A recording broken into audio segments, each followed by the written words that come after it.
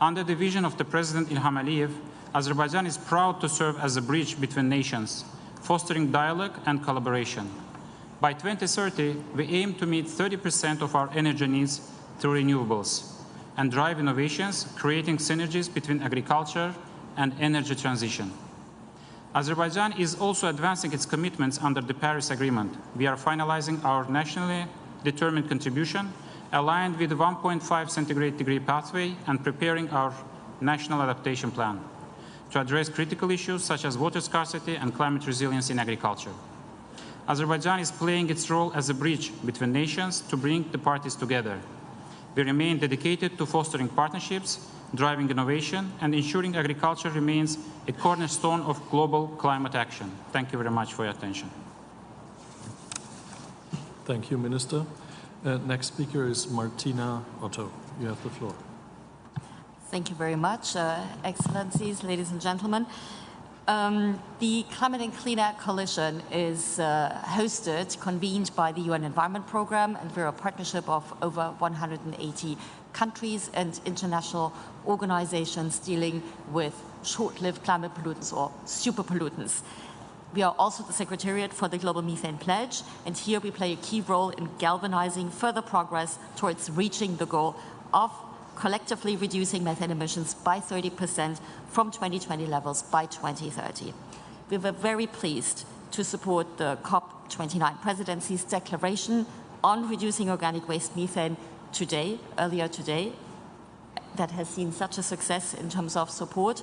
And I want to highlight that reducing methane emissions this decade is our emergency brake in the climate remit. To cut the emergency, we need to harness the fact that methane has a much higher global warming potential and is shorter-lived in the atmosphere, which means we can curb near-term warming.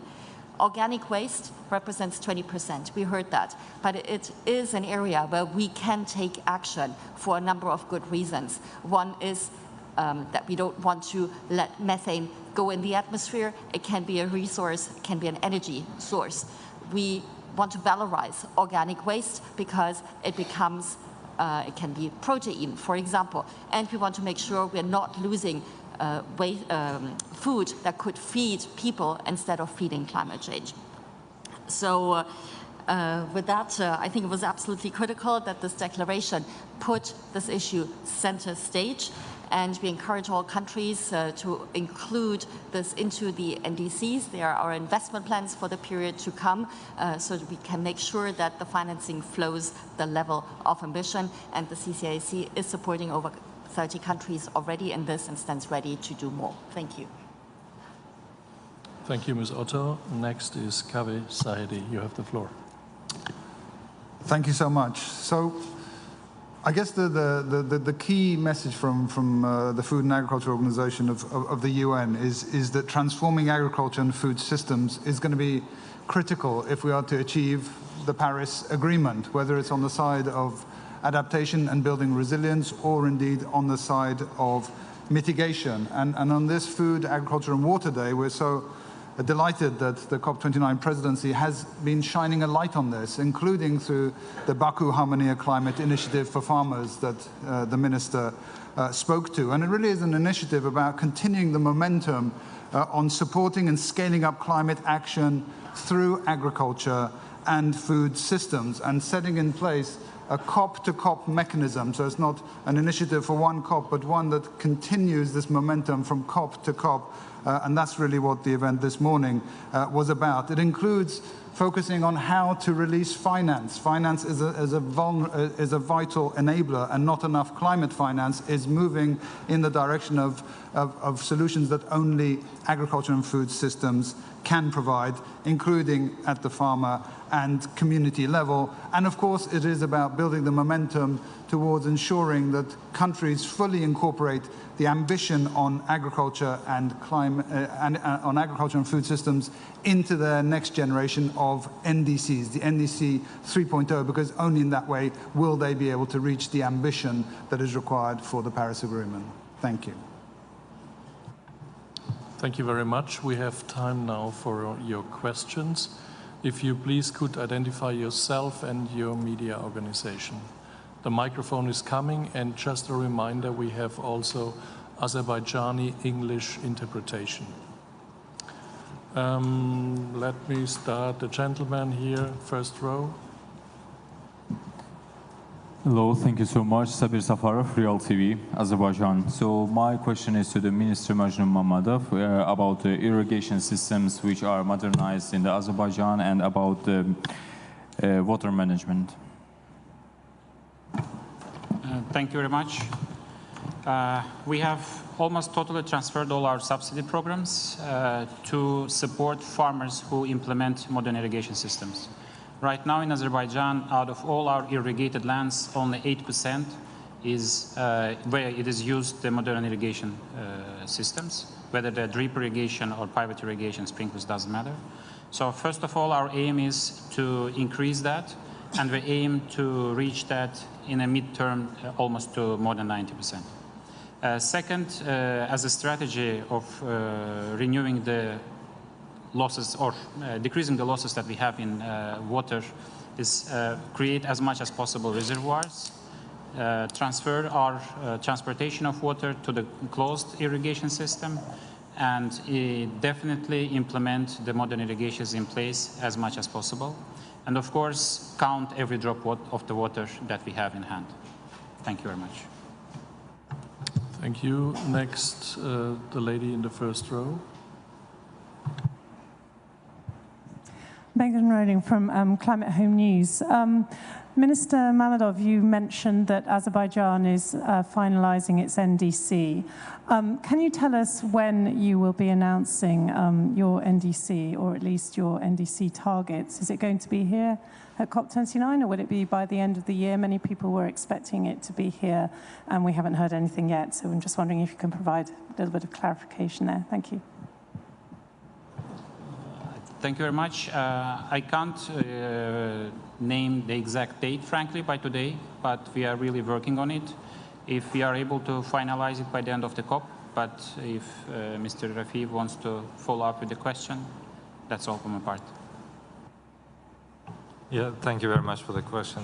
The process itself is very complex one, and that incorporates significant data collection processes, significant coordination among the agencies to put up in place a really tangible outcome. For us, the quality is more important than the time itself, than rushing in terms of timing. So therefore, yeah, it is in the final stage. We cannot predict the exact date, but the work is going on. Thank you. The gentleman here in the aisle with a black shirt. Farid Hassanov, BBC News Azerbaijan Service. My question is for Mr. Mamadov. When I was in the regions of Azerbaijan, some farmers, including the beekeepers, said that they were deprived from government subsidies for this year. And also, they also worried about the fuel price. When the fuel price increased in this summer, they said that there's nothing's changed in the subsidies coming from the government. I'm wondering if your ministry is planning to increase these subsidies for the next year. Or thank you so much. Thank you very much. First of all, I would like to mention the main aim of the subsidy. The main aim of the subsidy is to cover some portion of the cost which are occurred by the farmers. The support for the beekeepers started a few years back, 2020, if I'm not mistaken, and stopped in 2023. With that support, the number of bee families increased more than 60 times and reached almost close to 600,000, if I'm not mistaken. So in that sense, as a government, we have reached our goal using that subsidy mechanism. Right now, we will implement the big subsidies, but mainly in Karabakh, Eastern Zengezur regions, and in Nakhchivan, most probably. Thank you very much. The gentleman in the second row, please. Hello, I'm Vishnu Mohan from Times of India. My question is to lead negotiator. You just said that you appreciated the signal which you got from the G20 leaders. Would you please specify what kind of signals you got from them? Thank you. Thank you. Thank you so much. Yeah, we have been encouraged by, of course, the positive signals were expected from the G20 summit to give an impetus to our ongoing efforts here, since we are doing a collective effort to achieve an important outcome within the UNFCCC process. So there are two major issues that I would say we took as a positive signal. First, they pledged their support and commitment to the COP29, the successful negotiations here at COP29, paving the way for the adoption of the new collective quantified goal. The second is the leaders of G20 once again recommitted themselves to the UNFCCC process. And they have once again reiterated their support, the whole multilateralism in general. When it comes to the climate domain, they have expressed that, and this is the process that can deliver, really. The lady here in the second row, please. Thanks. Hi, Victoria Seabrook from Sky News. Colombia is trying to forge a different path. It wants to leave its fossil fuels in the ground and find and diversify its economy so it can do so. Azerbaijan's policy seems to be to pump as much oil and gas as it can. Why won't it at least consider an alternative path? Is it open to thinking about the Fossil Fuel Non-Proliferation Treaty? Thanks. Thank you. Of course, we cannot comment on any individual country's internal policies, but in Azerbaijan we have been clear, and that was also the messages that have been communicated throughout the COP itself. And even before that, Azerbaijan is in the path of ensuring energy transition in a way that to increase the portion of the renewable energy in the general energy mix by 2030 to reach to 30%. But the figures that are being updated shows that we can reach at that point even earlier. And Azerbaijani government is investing a lot on renewable energy. Our even COP29 initiatives, the presidency initiatives, have once again demonstrated the political willingness of Azerbaijan to first implement the global stocktake outcomes, the second also to ensure the smooth transition of energy. Thank you. The lady here in row 3.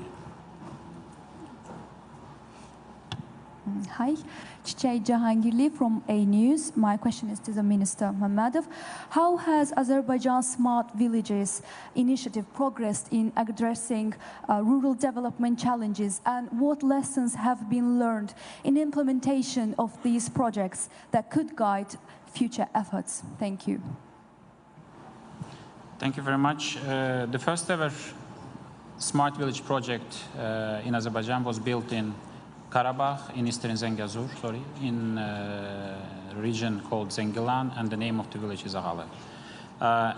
I'll touch upon more on the agricultural side of it, because as a village itself, it's very green-oriented. Majority of the energy is coming from the hydro energy, using the water energy. But on agricultural part, we are right now investing a lot in the infrastructure to develop the parcelization of the land, to develop the roads within the farmlands, and to develop the drainage system also as well.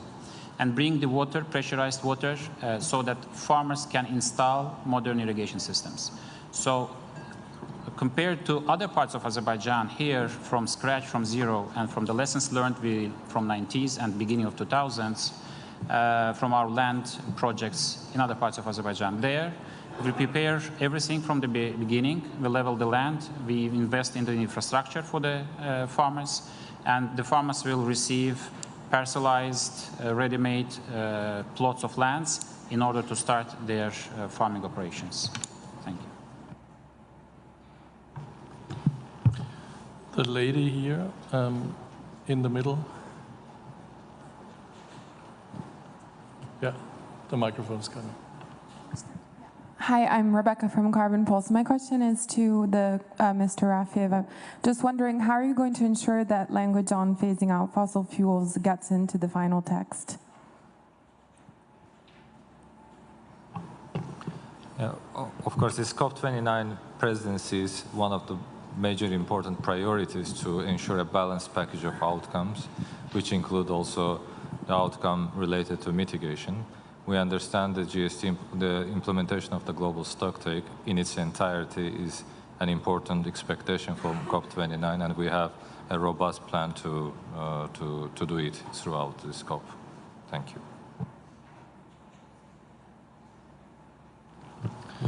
The gentleman. Yeah, thank you. Thank you so much. I'm Nohara from Japanese Public Television, NHK. I have one question about G20 declaration to Mr. Chief Negotiator Ratiev. In the document of joint declaration of a G20 summit, there is a mention about the need to foster private capital flows for climate action for developing countries. And do you think this aspect will be important also during the COP29 negotiation? And does it bring any hint or positive effects during the negotiation or not?